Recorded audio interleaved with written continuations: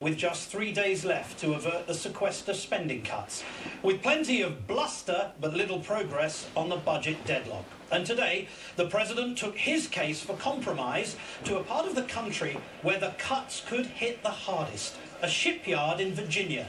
After touring Newport News Shipbuilding, Virginia's largest industrial employer, the President spoke of the devastating impact the sequester would have on jobs and on middle-class families. Now, that's a pretty bad name, sequester. But the effects are even worse than the name. The sequester will weaken America's economic recovery. It will weaken our military readiness. And it will weaken the basic services that the American people depend on every single day.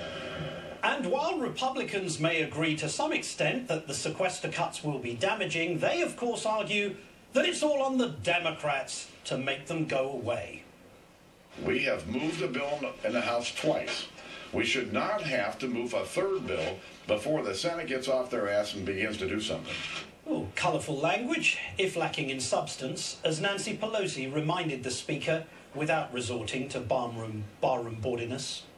That's what we passed bills last year. I remind them that was a different Congress. That doesn't count in this Congress. I don't think they're even kicking the can down the road. I think they're nudging the potato across the table with their nose.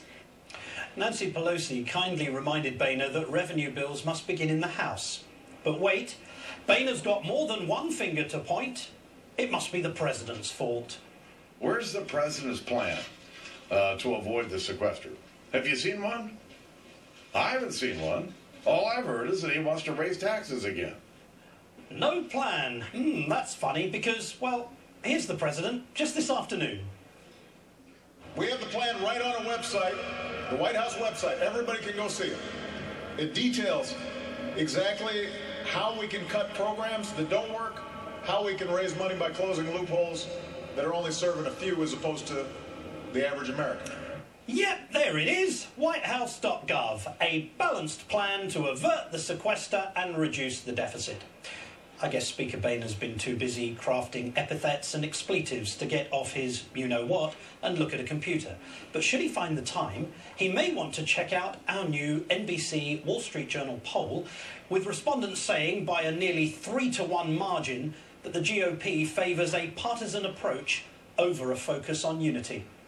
Never mind, I'm sure the Speaker would rather just keep pointing his fingers. Let's get right to our guests. With us